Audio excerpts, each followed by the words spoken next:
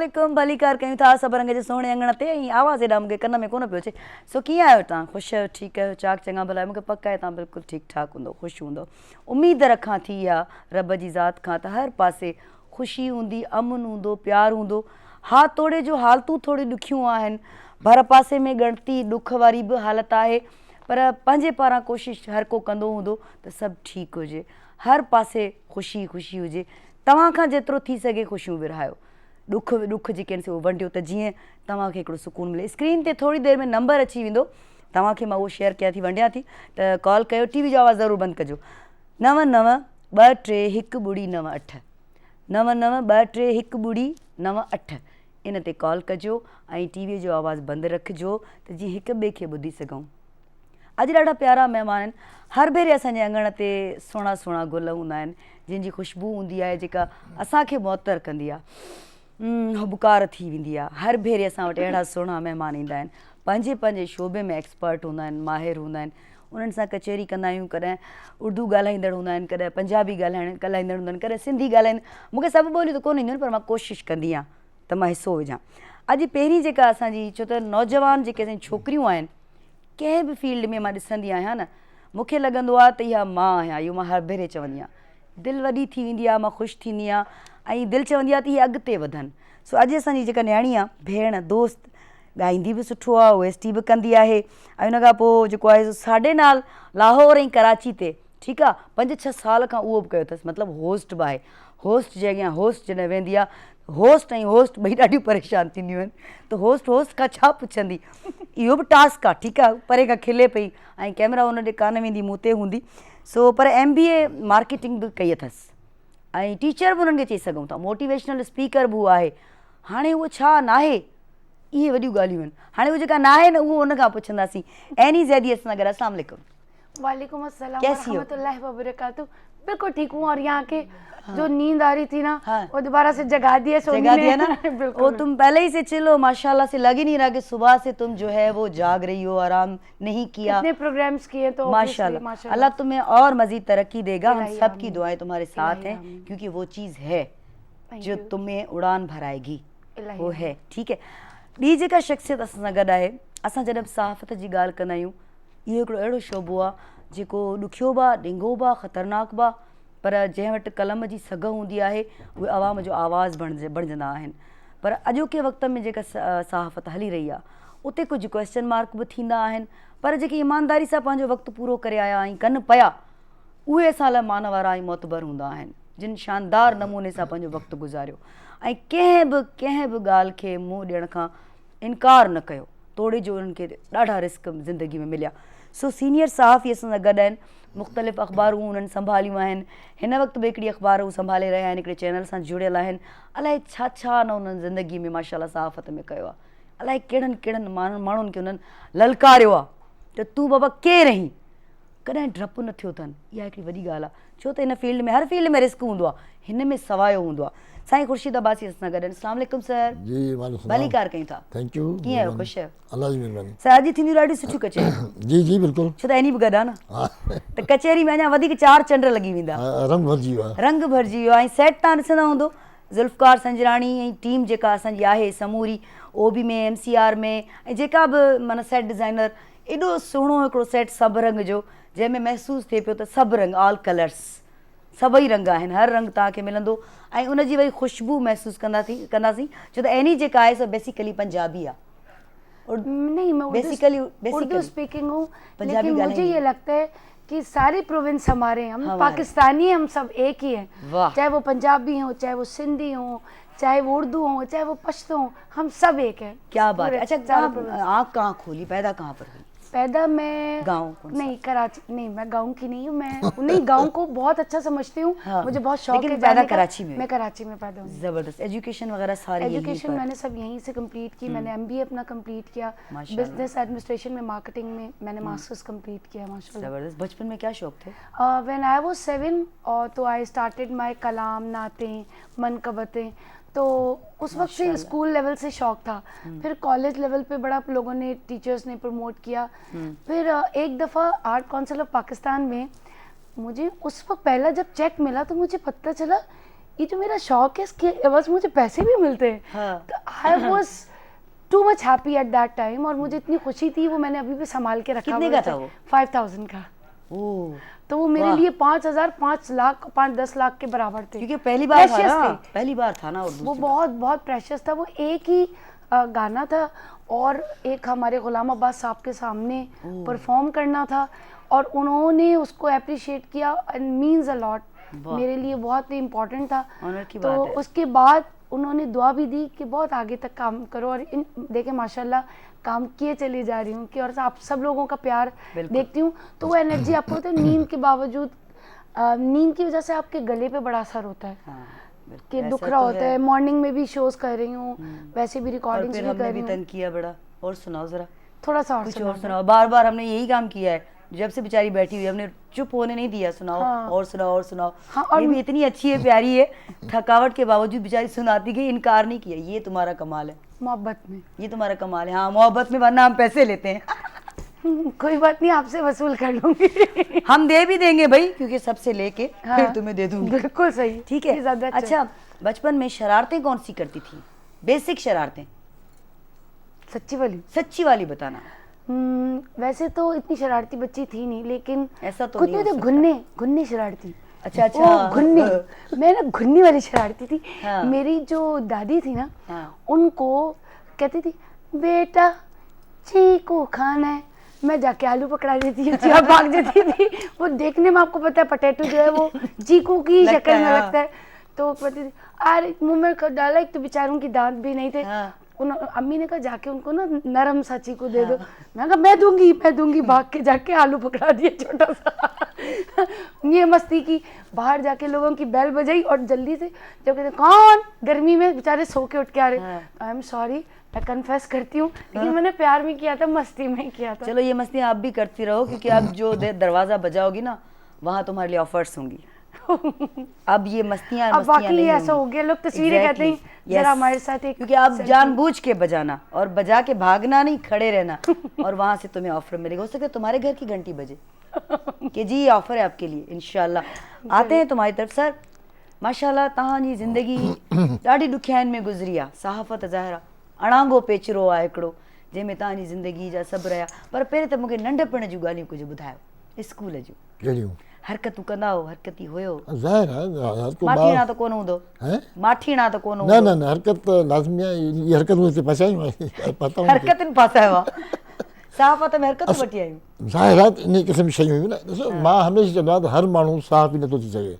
साफ़ थियण जे लाइ वॾो दिलि गुर्दो खपे ऐं सोच ओपन हुअणु खपे, फ़राग़ दिली हुअणु खपे। त तव्हां ॼण ॿियनि जूं ॻाल्हियूं, ॿियनि जा मसइला लाइ तव्हां निशानदी कयो था, त मां तव्हांजे अंदरि फ़राग़ दिली तमामु ज़रूरी आहे। छो ॿियनि जी ॻाल्हि करणु ॾाढो ॾुखियो कमु हूंदो आहे। तव्हां ॿियनि जे लाइ विढ़ो, ॿियनि जे लाइ लिखो ऐं माण्हुनि जे मसइला हल करण लाइ तव्हां अॻिते वधो, त इहो हर को माण्हू नथो करे सघे। बिल्कुलु इहा हिकिड़ी अलॻि हिकिड़ी मख़लूक आहे जंहिंखे साफ़ ई चइबो आहे। मख़लूक आहे अलॻि, पर सही तरह जो साफ़ हुजे त। बाक़ी हाणे जेन्युइन हुजे त। हा, हाणे बर्थियूं त हाणे हर को रिज़्क़ लाइ अचे थो, को कमाइण लाइ थो अचे, को कीअं थो अचे, मुख़्तलिफ़ शयूं आहिनि, असां ॾिसूं था अखियुनि सां। त पहिरीं जे मुक़ाबले में वॾो फ़र्क़ु आहे हाणे साफ़ जी ज़िंदगी में। पहिरियों साफ़ ई हूंदा, इहे पोड़ा असां ॾिसंदा हुआसीं कंहिं ज़माने में, प्योर हूंदा, निज हूंदा, न हूंदा सीधा साधा, हिते मस लॻी पई आहे, पेन बि कढी रखणु, पेन कन में हणी विहणु, इन कयूं शयूं। पोइ होरे हाणे वरी जिदत आई। बिल्कुलु ईअं ई हो। पर हाणे त वधीक जिदत अची वई आहे, जॾहिं मीडिया चैनल आया आहिनि, त हाणे त फुर्सत टाइ खां बग़ैर को वेहे कोन थो। त मतिलबु वॾो फ़र्क़ु अची वियो आहे। फ़र्क़ु अची वियो आहे। अच्छा सर, हिकिड़ी अहम ॻाल्हि आहे त टेक्नोलॉजी, सोशल मीडिया जे करे तव्हांखे छा थो लॻे त अख़बार ऐं चैनल्स ते फ़र्क़ु पियो आहे, ऐं जेको फ़र्क़ु पियो आहे उहो पॉज़िटिव आहे, नेगेटिव आहे? त फ़र्क़ु वॾो पियो आहे। मूंखे त नेगेटिव थो लॻे, छो त हिकिड़ी ॻाल्हि ॾिसो न, माण्हू मादर पिदर आज़ादु न हुअणु खपे। जेकॾहिं सोशल मीडिया तव्हांजे हथ में आहे न, हीअ हिकिड़ी वॾी जेको आहे प्लेटफॉर्म आहे, जेको हर कंहिं नसीब में आहे, हलो हाणे जेको तव्हांजी सोच आहे तव्हां लिखी सघो था। हाणे माण्हू चरिया थी पिया आहिनि, मतिलबु त जंहिंखे जेको अचे थो पंहिंजी ज़ाती मफ़ाद, ज़ाती शयूं, अजीब क़िस्म जूं शयूं जेके तव्हांजो मुआशिरो क़बूल कोन थो करे, उहो तव्हां फेसबुक ते लिखी था छॾियो। माण्हू इन लाइ थोरी देरि मथो पकड़े वेही आहे छा, कहिड़ी क़िस्म जो माण्हू खे जॾहिं आज़ादी मिले उनखे मिसयूज़ न करणु खपे। छो त आज़ादी छुड़वागी में फ़र्क़ु आहे, उन जो बि मेरिट हुअणु खपे। उहो मेरिट तक़रीबन जॻह ते ख़तमु थी विया। हा, पर सोशल मीडिया अचण खां पोइ त हाणे मोबाइल जली हर को साफ़ ई थो सम्झे पाण खे। ॿियो तव्हां बचपन जी ॻाल्हि पुछी, मतिलबु नंढे हूंदे इहे कंदा हुआसीं, त मिसाल हाणे स्कूल में वेठा हूं न त असांखे तो भई हाणे मोकल कहिड़े थींदी हा त को बहानो कंदासीं ॿाहिरि वञण जे लाइ, साईं हिकु करे चा हा या के टीचर को बहानो करे त ॿाहिरि वरी चकर ॾेई वरी वेंदासीं। मतिलबु नंढे जी जेको आहे असांजी ॾिसंदा जेका घर हूंदो त रोज़ु चेक कंदासीं जो पाछो जेको आहे हिते पहुचंदो त माना मोकल थींदी। हा त उते असां हिकिड़ी लकीर कढी ईंदासीं वञी पाण ॿ टे दोस्त त भाई हीउ पाछो हिते हाणे हिते ईंदो माना मोकल थिए उहो टाइम थींदो हूंदो मोकल जो। असां विच ते बाण वरी निकिरी पाछो ॾिसण वेंदासीं हाणे किथे पहुतो, किथे पहुतो आहे घड़ी त लही न हा, पाछो किथे पाछे पहुतो ते आहे, हा त हाणे उहो पाछो जिथे पहुतो आहे उन हिसाब सां। ऐं ॿियो मूंखे यादि आहे त भुट्टो साहिब जो पहिरियों दफ़ो आयो असांजे उन में त मां नंढो हुउसि, मूंखे यादि आहे त हुन तकीर कई, हुन खां पोइ जेको आहे सो इहो हुनखे हार ॿार विधऊं, जॾहिं उहो हलियो वियो त मां वञी हार मिलिया हुतां अच्छा खणी ॻोठ आयुसि। ॻोठ जे पंहिंजे जेके दोस्त नंढा नंढा ॿार हुनखे विराए मुंहिंजो हीउ वठो, मां दुष्कारी भुट्टो आहे अचां मूंखे तव्हां इहो हार विझो वरी। मतिलबु इहो नकुल जेको हा बिल्कुलु बिल्कुलु बिल्कुलु छो त ज़ारा उन्हनि जी कुझु पर्सनैलिटी हुई हा न उहे शयूं हुयूं न। नकुल करणु उन्हनि जो हा इहे शयूं जेके ॿियो इहो त पंहिंजो इहो नंढे हूंदे असांजो कंहिं सां मेलो लॻंदो हो त टे धमालूं हूंदियूं त फी धमाल रुपयो ख़र्ची मिलंदी हुन मां नंढा हूंदा हुआसीं प्राइमरी पढ़ंदा हुआसीं त घर वारा चवंदा बाबा सिज लथे खां अॻु में घर अचिणो आहे वापसि। सख़्ती बि हूंदी घर वारनि जी शहर खां को किलोमीटर या 1.5 किलोमीटर ॻोठ हुओ असांजो त पंधि वेंदा हुआसीं। पोइ राति में थींदी न बसि उते लाइटूं ॿरंदियूं नीरियूं पीरियूं जेके लाइटूं ॿराईंदा इहे थिएटर शुरू थींदा ऐं त ऐं मूंखे वरी घर जे मोचड़ा सोचींदा त भई जेकॾहिं सिज नथो अॻु में न पहुतो केरु केरु कुटींदो अम्मा बाबा कुटे त केरु कोन हो पर धमकियूं वठी ॾींदा हुआसीं, धमकियुनि ते ई धमकियुनि वारो धमकियुनि ते ई असां सुधरी वियासीं। कुटण वारो मरो न आयो। इहो थींदो वालिद खां मां घणो टिकंदो हुउसि। असां मुंहिंजे वालिद साहिबु अलीगढ़ यूनिवर्सिटी जो पढ़ियल ज़माने में उनजी तबियत ई मुख़्तलिफ़ हूंदी हुई, मतिलबु कंहिंसां घणो न ॻाल्हाइणु, टू द पॉइंट ॻाल्हाइणु, जुमिलो हिकिड़ो चवणु बसि काफ़ी हूंदो हो। त उनखे फॉलो करणु ऐं उन ते इहो हूंदो हो। इहा ई प्लस पॉइंट हूंदी आहे जो अॻे वक़्त में मार मोचड़ो असांखे कोन मिलंदा हुआ, वॾनि जी अखि हूंदी हुई अखि ऐं उन अखि खां असां डिॼंदा हुआसीं। ऐं हाणे वरी ॿार माइट खे अखि था ॾेखारनि, औलाद बच्चे बड़ों को आंख दिखाते हैं माँ बाप को और माँ बाप बेचारे डर भी जाते हैं कि 19-20 ना हो जाए कुछ। हाणे जुमिलो एंड क्या त हुते लाइटूं ॿरणु शुरू थींदियूं ॿुधण थींदी न लाइटूं ॿरंदियूं त दिलि चाहींदी मां त असांजी ॾिसां लाइटूं असांजे नई शइ हूंदी हुई लाइटूं त वरी ॻोठ जा बि टेंशन हूंदो भई पचड़ो आहे अंदरि अॻे पचड़ो आहे। पोइ मां वापसी त रोंदो ईंदो हुउसि ॻोठींदो हुउसि न पोइ मुंहिंजे सां लाइटूं ॿरनि वरी नथो बीह सघां वञिणो बि आहे पर घर पहुची वेंदो हुयो इन टाइम ते पहुची वेंदा हो धड़कन खां माना बचाव थी वेंदो हो। हा धड़का ई काफ़ी हो ॾिसंदा गौर सां ॾिसंदा आहिनि तॾहिं जेको आहे काफ़ी हो असांजे लाइ। पर इहो आहे जो तव्हांजो तजुर्बो सुठो रहियो आहे ज़िंदगी जो माशाल्लाह। अच्छा थ्रेड्स मां नंढे हूंदे खां एक्टिव रहियो ॾाढो एक्टिव रहियो हो पर जॾहिं तव्हां सहाफ़त जी बाक़ाइदा मैदान में अची चुका हो इहो हुयो ज़हन में त मूंखे सहाफ़ी ई थियणो आहे? असल में इहो तव्हांजे वालिद साहिब जी ॻाल्हि थी अचे त मां कराची यूनिवर्सिटी में पढ़ंदो हुउसि, वॾो एक्टिव हूंदो हुउसि। असां हुते सिंधी सकाफ़ती संगत ठाही घुराईंदा हुआसीं मुख़्तलिफ़ अदीबनि खे शाइरनि सां शामूं मल्हाइणु। जशन लतीफ़ फस्ट टाइम मां करायो हुते कराची जे हाल में उन ज़माने में वॾा एक्टिव हूंदा हुआसीं, असां ॾाढो एक्टिव हूंदा हुआसीं। पोइ तव्हांजे वालिद साहिब सां हुते मिलायो उन चयो यार मूंखे चई त तूं सरकारी नौकिरी न कॾहिं मूंखे लॻो तूं साहबी थी। मां चई एॾे हाणे साहब कॾहिं एॾे मां उन में हर कंहिं कोशिशि भई उन ज़माने नौकिरियूं आम मिलंदियूं सुठियूं सेट थी सघे पियो माण्हू पर इहो पोइ ज़ाहिर राब्तो हुयो अचणु वञणु हूंदो राब्तो। पोइ उन हिकिड़े मूंखे चयां बसि ठीकु आहे तूं हाणे फाइनल थी वई आहे हाणे मां ॻाल्हायां थो। पोइ उन वक़्तु मीर जावेद रमन सां ॻाल्हायो जेको जंग जे मालिक हुयो हेड हुयो। पोइ मूंखे नंबर ॾेई अची मूं ॻाल्हाए चयो तूं ॻाल्हाए मां फ़ोन कईमांसि हुन में घर घुरायो घर वेठुसि ॾाढी हुन जेको आहे सो ख़िदमत कई ऐं चए सुभाणे तूं अची वञ। बसि ॿिए ॾींहं ते पहुतुमि मां जंग ऑफिस ऐं टोटल जंग में अकेलो मां हिकिड़ो नओं एंट्री मुंहिंजी एज़ ए सिंधी स्पीकिंग। शुरूआत साल कहिड़ो हुयो? साल हो 86 जी एंड हुई 87 जी शुरूआत त मां न पहुतुमि। हा मूंखे वठी वञी ॿाहिरि डिस्ट्रिक्ट डेस्क हूंदी चयो नुमाइंदनि जी फ़ोन हूंदियूं तोखे अटेंड करणियूं लिखणियूं आहिनि। अच्छा त पोइ जेका फ़ोन ईंदी त खणी लिखंदुसि ख़बर। पोइ इहो कंदुमि उर्दू होॾां ठीकु कई जेकी थोरियूं ग़लतियूं वलतियूं हुयूं। पोइ होॾां पोइ मुख़्तलिफ़ शोबनि में रहियुसि मां जंग में सिटी ते कमु कयो डिस्ट्रिक्ट ते कमु कयो नाइट में कमु कयो मैगज़ीन में कमु कयो तमामु शोबनि में। ऐं पोइ वरी मूंखे आख़िर में क्राइम रिपोर्टर जंग जो क्राइम रिपोर्टर उन ज़माने में हिकिड़ी वॾी तोप शइ हूंदो हो त त मां ईमानदारी सां को बि फ़ाइदो न वरितो, मां त पुलिस वारनि सां ॻाल्हाए चुको हुउसि, मां मेरिट ते ख़बर हलाईंदो ख़ाली, पोइ जंहिंजो असरु पए पोइ को घबराईंदा के मिंथू बि कंदा, न त मुंहिंजो भई हाणे ख़बर मां केतिरो रोके सघां, जेका जेन्युइन आहे, जेका जेन्युइन ख़बर आहे, हा त उहो मां कंहिंसां का रिआयत न कई उन हवाले सां, ख़बर जे हवाले सां। पोइ वरी उन 17 जी हिकिड़ी ॿी ख़बर निकिती, अवाम उन में एज़ ए चीफ रिपोर्टर करे मूंखे प्रमोशन ॾेई मोकिलियऊं, वरी उहा जंहिं पहिरीं खां वठी उते कमु कयो उनखे हलायो 5-7-8 साल, माशाल्लाह। पोइ वरी उतां बाक़ी रिटायरमेंट वरिती, पोइ वरी हाणे इहो सिलसिलो अॼु ताईं हले पियो। हाणे इहा आहे न, हाणे असां हाणे साफ़ ई छा थो करे सघूं, बिल्कुलु, करे कोन था पर माना तव्हां माशाल्लाह ॾाढी महिनत कई आहे। हाणे अख़बार आहे फैज़ आवाम, उन में एज़ एडिटर जेको आहे सो कमु कयां पियो, ऐं असांजो बि तव्हां सां तजुर्बो रहियो आहे, ऐं मां नई अख़बार खे जेको आहे सो अॻिते खणी आयो, ऐं असांजो तजुर्बो तव्हां सां रहियो आहे। ऐं साईं दड़का बि ॾींदा आहिनि, पर ॾाढे मिठे तरीक़े सां ॾींदा आहिनि, ॾाढा दड़का सुहिणी। ऐं पोइ मां सर खे सर न कुझु न, माना उन्हनि खे ख़बर पइजी वेंदी आहे त सुहिणी कुझु उबतो ॻाल्हाइण वारी आहे, पोइ सर जो इशारो हूंदो या वरी सुहिणी न बाबा, मां सम्झी वेंदी आहियां त सर मूंखे छा पियो चवणु। अच्छा, हेॾा हिन खे उबासी पियो अचनि, बच्ची को आ रही है जमाइयाँ, यूँ किए जा रहे, मेरे प्रोग्राम में आज तक किसी ने जमाई नहीं दी, ये जमाइयाँ दिए जा रही। क्या हुआ भाई, खैर है? खैर। हाँ बाबा, जाग जाग जाग बाबा जाग। और सुनाओ, और क्या सुनाऊं? खरी खरी, एक तो नहीं खरी खरी मुझे सुना सकती हो तो सुना दो दोस्त, लाइव सुना दो। आज देखते खरी खरी ये सुनाती कैसे, चलो सुनाओ जरा। कैसे, सच में? वाकई? हाँ हाँ, खरी खरी सुना रही। सोनिए जे तेरे नल दगा मैं कमावा, नीरब करे मैं मर जावा, हाय नी अल्लाह करे मैं मर जावा, दुनिया से डर के मैं तेनू चढ़ जावा, नीरब करे मैं मर जावा। हाय हाय, कैसी खरी खरी सुनाई। हाय, अल्लाह तुमको सलामत रखे बाबा, जिंदा रहो, खुश रहो, आबाद रहो, बढ़ती रहो, कामयाब रहो। और हम फखर से बताया, हमारी दोस्त है भाई, हमारे प्रोग्राम में आई थी, ऐसे क्यों मर जाओ, वो भी मेरा नाम लेके सोनी है में, ना कर ऐसा।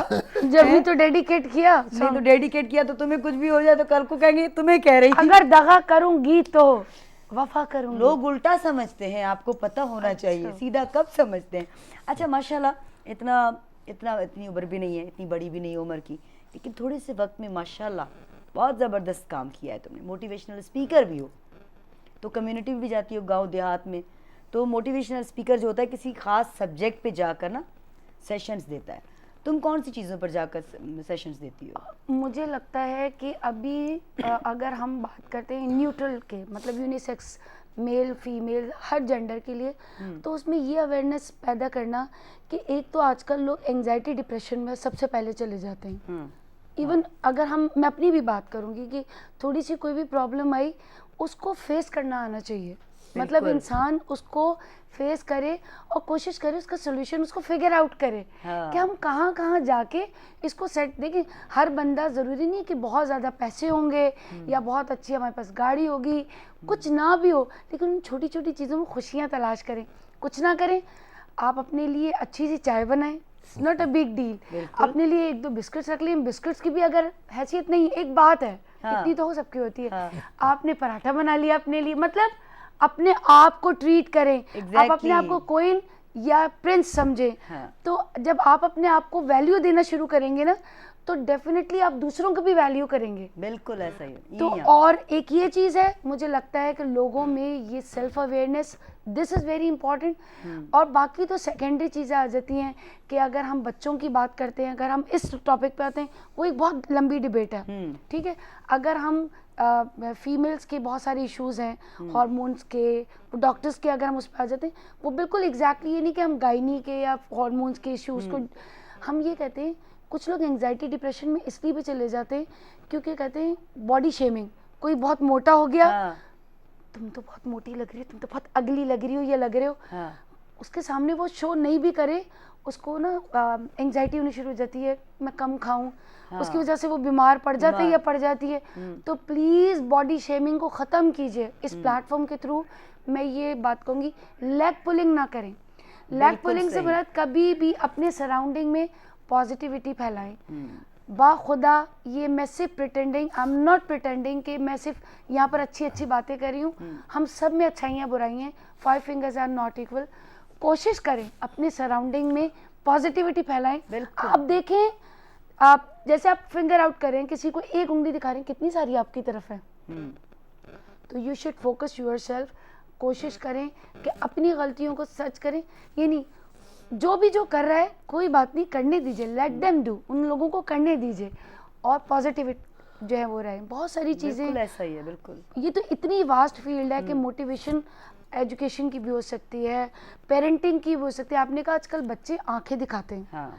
उसमें सॉरी टू से माओ का भी बहुत बड़ा किरदार है। बिल्कुल, हमारी पुराने ज़माने की माएँ कहती थी यही चावल पकाएं रात के, अगर आलू गोश्त बचा है तो उसकी सुबह बिरयानी हमें पता है पकेगी।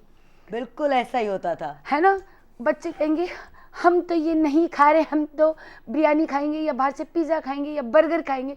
हाँ मेरे बच्चे सुनिए, या तो कार्ड दे दीजिए। अब वो चाहे अब्बा के पास पैसे हैं, बच्चे को पता है अम्मा साथ दे रही है हमारा।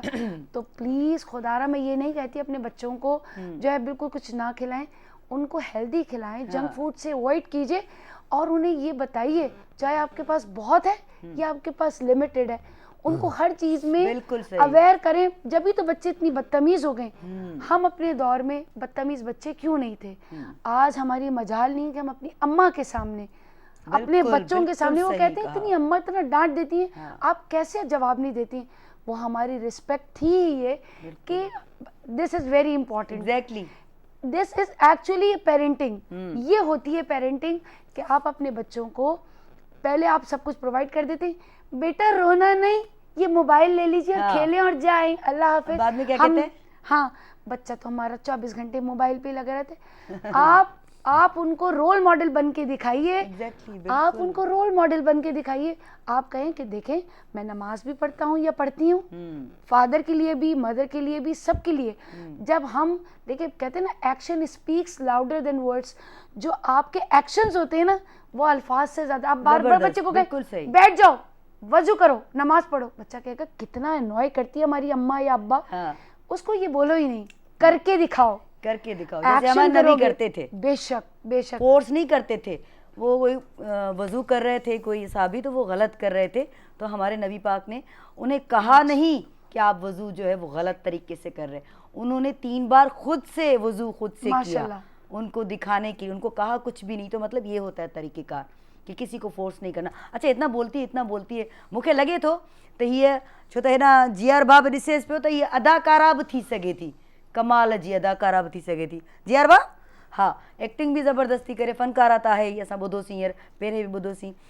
होस्टिंग बि ज़बरदस्त करे सघे थी, पर हिकिड़ो नुक़सानु थींदो, ख़बर अथव कहिड़ो? कहिड़ो? महिमान ई कोन ॻाल्हाइण ॾींदी। महिमान वात पटे वेठो हूंदो जेॾी महिल मेज़बान मौक़ो ॾे। इन करे सुठी मेज़बान थी सघे थी, पर इहो जो ज़बरदस्त बोलती हो, बहुत अच्छा बोलती हो, माशाल्लाह। आपने ऐसी टॉपिक छेड़ दिया था ना। नहीं, तुमने बिल्कुल सही बोला। सॉरी, माजरत। ना, ज़बरदस्त बोला तुमने, और माशाल्लाह तुमने इतना कमाल का बोला है। हम यही बातें रिपीट करते होते हैं कि पॉजिटिव चीज़ें आगे तक जाएं। और शुरुआत घर से ही होती है। सर, अमड़ खां ही थींदी आहे न। अमड़ खे जीअं ॾिसंदासीं त ॿारु उहो ई कंदो न, पुटु हुजे या धीउ हुजे। ऐं तव्हां बि ईअं ॾिठो आहे, असां बि ईअं ॾिठो आहे। तुम भी वही बात कर रही थी। बिल्कुल वही बात कि बेसिक जो है वो घर से ही होती है शुरुआत, बाद में फिर स्कूल, फिर समाज, फिर चीज़ें आती हैं।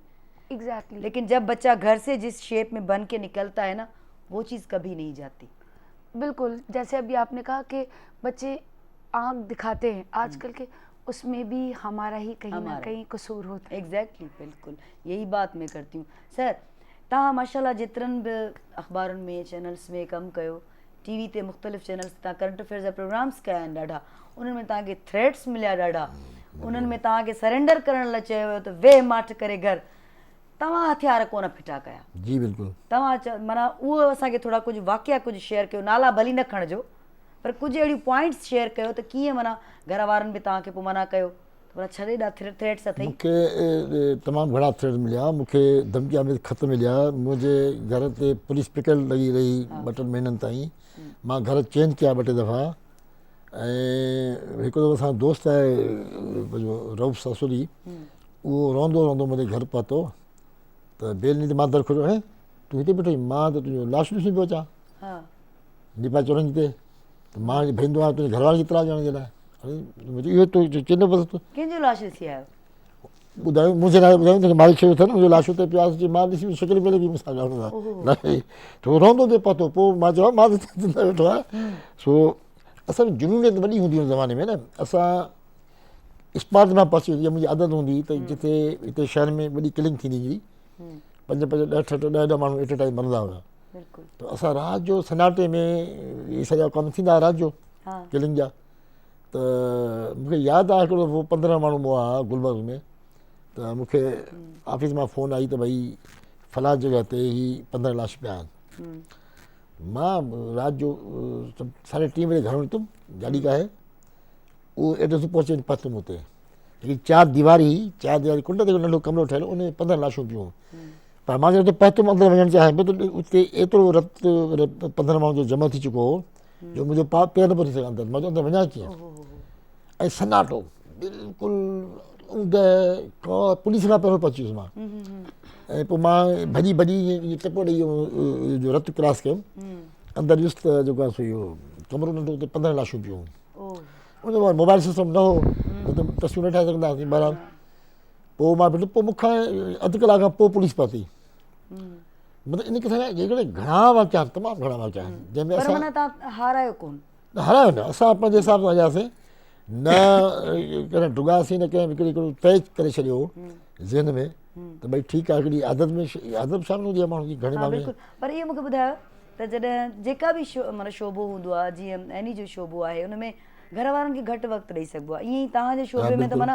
24 आवर्स जो आहे तव्हांजी बिल्कुलु बिल्कुलु सहाफ़त आहे सहाफ़ी आहे केॾी महिल बि किथे बि वञी सघे थो न हाणे वरी मुंहिंजी घरवारी कॾहिं कॾहिं इहे ॻाल्हियूं कंदी आहे भई त भई जेको आहे सो ॿार ॼणियो मिसाल हॉस्पिटल में एडमिट थी त चई तूं वरी ग़ाइबु आहीं कोन हा वरी कॾहिं तूं असां किथे निकिरूं था घणो ॿाहिरि बीठा आहियूं त तुंहिंजो अचां थो वरी तूं ग़ाइबु पोइ रक्षा करे घर पहुतासीं मतिलबु इन करे शयूं घणियूं थियूं न असां तरजीह हुनखे हूंदी त भई किथे पहुचणो आहे छो हिकिड़ी कॉम्पिटिशन थिए थी हा त तव्हां जेके अख़बार में तव्हां रखनि था तव्हांजे मथां ट्रस्ट बि कनि था उन ख़बर अथई माण्हू हिते कमु करे सघे थो शुरूआत कई तॾहिं एॾो मुक़ाबिलो कोन हुयो न शुरू में त घटि हुयो तमामु घटि हुयो घटि माण्हू अहिड़ा पर छो त मूंखे जॻह ठाहिणी पइजी मुंहिंजे लाइ इहो तव्हां ॿुधायो त मुंहिंजे लाइ हिकिड़ी वॾी चैलेंज हुई त हिकिड़ी त उर्दू अख़बार हुई ऐं जंग जो वॾो नालो उन ज़माने में माण्हू तरसंदा त नौकिरी जे लाइ उते ऐं उते मूं एंट्री ॾिनी ऐं मां वाहिद हिकिड़ो सिंधी स्पीक हूंदो पूरी बिल्डिंग में उन ज़माने में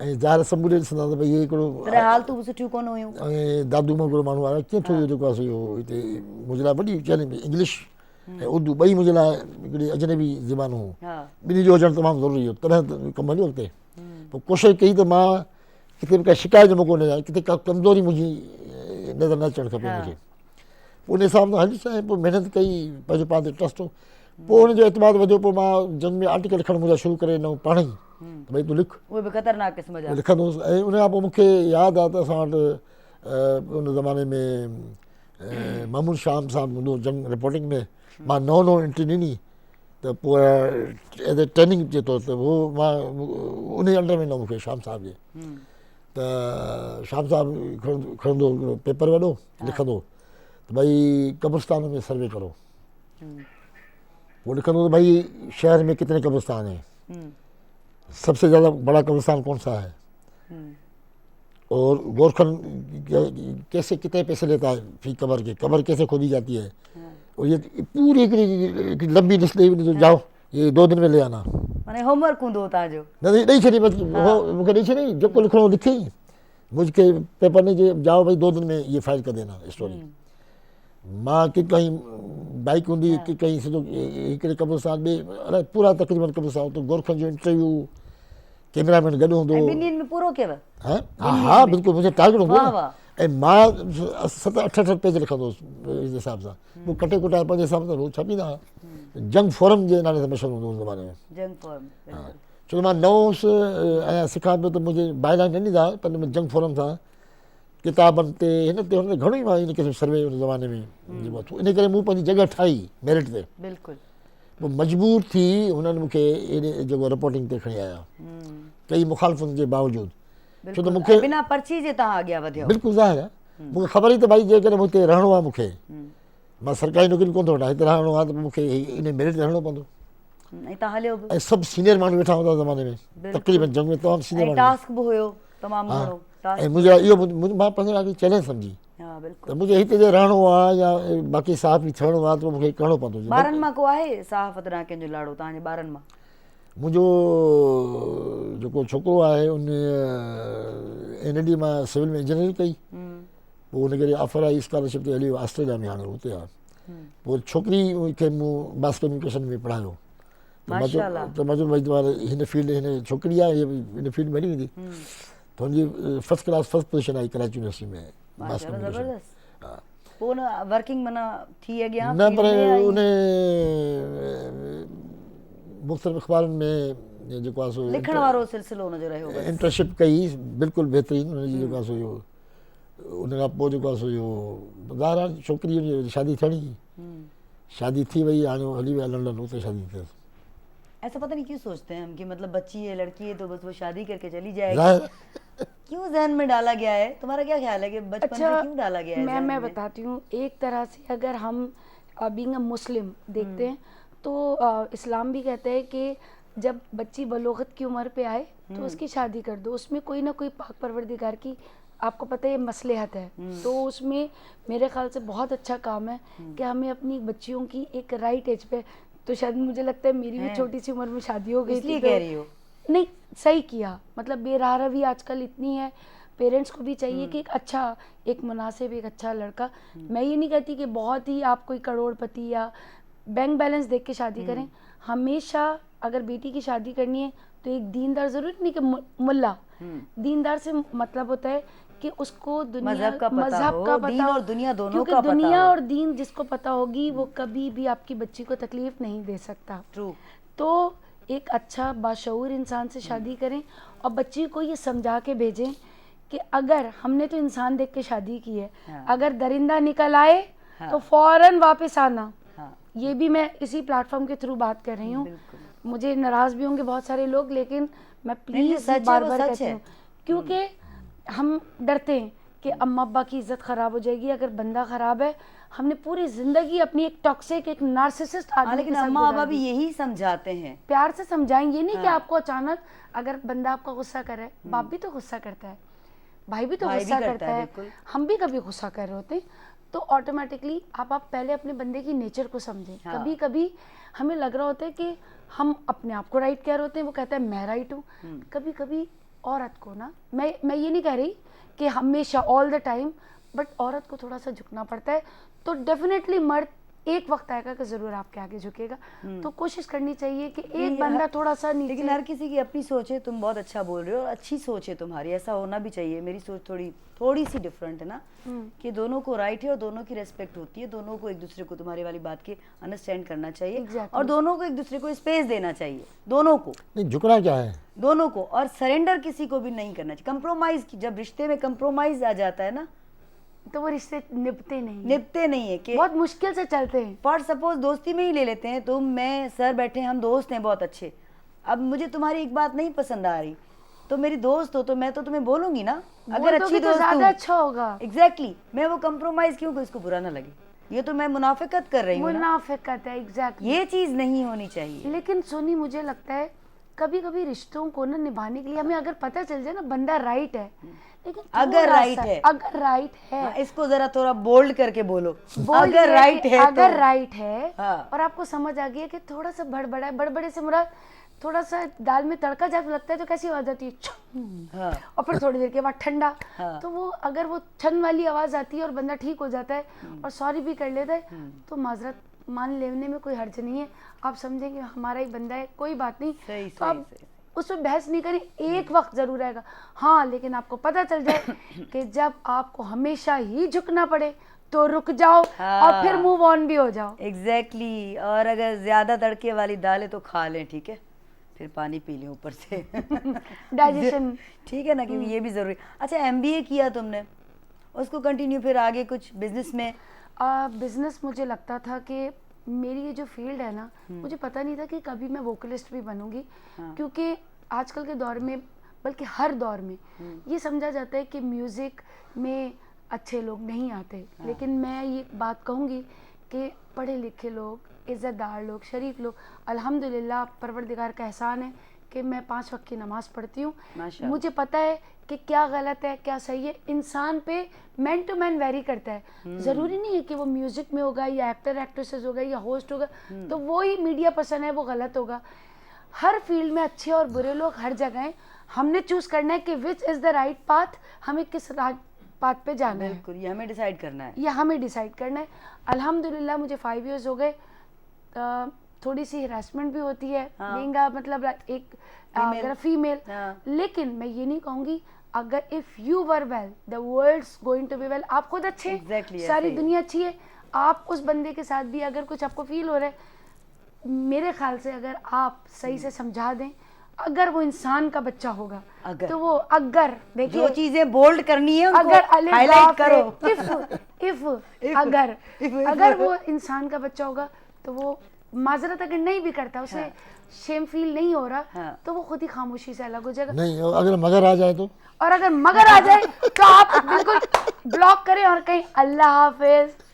बिल्कुल, इसने बात ज़बरदस्त बोली है। लेकिन हमें इतने साल हो गए, 30-35 साल हो गए, अब्बासी साहब जानते हैं कि इसकी बात ज़बरदस्त कमाल की बात की इसने कि ख़ुद पे है, हम पे है ख़ुद पे कि हम असां छा था डिसाइड कयूं ऐं असांखे ख़बर आहे चङी तरह सां। वरी उतां खां शुरूआती थिए घर जी तरबियत न सर। बिल्कुलु। त घर खां छा सिखियो, अम्मा छा सेखारियो, बाबा छा सेखारियो, है न? अम्मा कीअं हूंदी हुई बाबा सां, बाबा अम्मा सां कीअं हूंदो, छो त घर में माउ पीउ जो रिलेशन बि ॿार ते असरु विझंदो आहे। बेशक। कहिड़ो? बाबा अम्मा सां तेज़ ॻाल्हाईंदो हो त माना पुटु सम्झंदो त अच्छा मर्द तेज़ ॻाल्हाईंदो आहे, मूंखे बि तेज़ ई ॻाल्हाइणो आहे अॻिते हली। पोइ हू अॻियां वञी पंहिंजी ज़ाल सां ई तेज़ ॻाल्हाईंदो आहे। ईअं ई थींदो आहे। त असां पंहिंजे घर खां सिखूं था। सर, तव्हांजे घर जो माहौल नंढपण में कीअं हो? असांजे घर जो माहौल ज़ाहिर आहे बहितर हो, सुठो, पढ़ियल लिखियल फैमिली। सख़्ती वक़्ती अहिड़ी कान हुई? सख़्ती त ज़ाहिर आहे, हाणे असांजे घर में त सख़्ती हूंदी न, हिकिड़ी वॾी 4 दीवारी हूंदी। ज़ाहिर असांजे घर में जेको आहे जे अंदाज़ सां जेको हुयो, जेके सतों चवंदा आहिनि आम, या हिनखे ऐं असांजे बि सख़्ती हुई। मुंहिंजे वालिद साहब अलीगढ़ जो पढ़ियो त हुनजो हिकिड़ी पहिरें ज़माने में छा थींदो, तालीम सां गॾु तरबियत ॾींदा हुआ। तरबियत लाज़मी हूंदी। हाणे रुगो ख़ाली तव्हां तालीम में त कुझु कोन्हे। तव्हां डॉक्टर थी वियो पर तव्हांखे इहो ख़बर आहे त मरीज़ सां ॻाल्हाइजे कीअं, मरीज़ सां कीअं डील करणु खपे। अधु मरीज़ त ॻाल्हाइण में ठीकु थींदो आहे जेकर, पर हाणे इहे शयूं हाणे उहो तरबियत ख़तमु थी आहे। हाणे जेको मारामारी आहे डिग्री ईंदी, भाई मां हेतिरियूं डिग्रियूं जमा कयूं, हेतिरियूं कयूं, फलाणो खान फलाणी डिग्री। अरे भाई हुनखे तरबियत छा थी आहे? उन ज़माने में तरबियत थींदी घणी, त उन तरबियत जे करे वॾो फ़र्क़ु पवंदो हो। ऐं उहो जेको रवैया हूंदा हुनजे मथां। अच्छा, तव्हां त ॻाल्हि रिश्तनि जी न, असल में ॿारनि में शहरनि में वॾो फ़र्क़ु थिए थो। रिश्तनि में, शादियुनि में, मैरिज ते जेके शादियूं थियनि थियूं या जेके इन करे वॾो हिकिड़ो उहो थींदो आहे। हिकिड़ो कल्चर सिंध में हुयो आम ज़माने में त माण्हू धारियुनि में शादियूं न कंदा, कोशिशि कंदा त पंहिंजो पाण में, सोट मासा पाण में जेके आहिनि अंदरि। पोइ इन जो वॾा असर पवंदा हुनजा, जेके नेगेटिव असर पवंदा। छो त क्रॉस बिल्डिंग में जेके शादियूं थियनि थियूं उन ज़हीन ॿार पैदा थियनि था। इहा हिकु साइंस साबित करे चुकी आहे। ऐं एतमाद वधे थो ऐं तव्हां नई फैमिली में मिलो था। लेकिन इहे शयूं कोन हुआ, उहे सर्कुलेट थियनि थियूं। बिल्कुलु हाणे उहे थियूं आहिनि, पहिरियों न हुयूं। हाणे थियूं आहिनि, वॾो फ़र्क़ु पइजी वियो आहे हाणे इहो। तो तंहिं करे असांखे इन मुआशिरे में जेके रहणो आहे त ज़ाहिर आहे तव्हां जॾहिं ॿिए खे अहमियत ॾींदो त तव्हांखे अहमियत मिलंदी, पर तव्हां ॿिए खे अहमियत ॾींदो तव्हांखे केरु अहमियत ॾींदो। तंहिं करे हिकिड़ो चवंदा आहिनि न, इहो इंसान जेको आहे सोशल हिकिड़ो जानवर आहे, हुनखे उन तरीक़े सां हलणु खपे। इहे हिकिड़ी वॾियूं तब्दीलियूं आयूं। माना ईअं ई चयो वेंदो आहे त इंसानु हिकिड़ो सोशल एनिमल आहे, पर हिते सच पच में इंसानु सम्झे थो एनिमल आहे। ईअं न आहे बाबा, उहो सोशल एनिमल आहे, माना सम्झो ठीकु आहे, त समाजी जानवर आहे सम्झो। सच पच में हैवान माण्हू थी पिया आहिनि, ईअं न आहे। सच पच में हैवान थियण जी ज़रूरत न आहे। इंसानु इंसानु आहे, अशरफुल मख़लूक़ात करे ख़लकिया विया आहियूं। ऐं रब जी ज़ात असांखे अशरफुल मख़लूक़ात माना सभिनी खां मथां सभु हवास असांखे मौजूदु आहिनि, ॿुधण जा, ॾिसण जा, सूंघण जा, छुहण जा, खाइण जा, पीअण जा, टेस्ट जा, सभु हवास इस्तेमालु कीअं करिणो आहे, इहो आहे बेसिक शइ। कान कहाँ इस्तेमाल करने क्या सुनना है, कहीं बुराई हो रही है तो क्या ज़रूरत है तुम्हें सुनने की, आगे निकल जाओ। आंखें दिए तो अच्छा देखो ना, अच्छा भी तो है ना आसपास, या नहीं सिर्फ बुराई है कि वो देखना है। तो हर हवास अल्लाह ने सोचे समझे ॾिनो अथई। असांजो मसलो आहे हिते, ठीकु आहे, यहाँ मसला है सारा। अच्छा मुझे बताओ, चलो गुनगुना दो। बाद में पूछूंगी। हाय कितनी देर से तो सुन रही हो, फिर पर पता नहीं क्यों बड़ा मजा आ रहा है, तुम्हारी आवाज में एक है चीज। क्या सुनना है? जो दिल चाहे। जो दिल चाहे। भाई व्यूअर्स, थोड़ा सा माजरत के साथ अगर कहीं लगे कि गला शुरू से थका ही हुआ माफ है। कर लिया लोगों ने, नहीं, समझ मैंने- गए थकी हुई हो। क्योंकि थकी हुई हूँ ना, हाँ, तो वो सस्टेन स्टार्ट से समझ लिया लोगों ने। हाँ,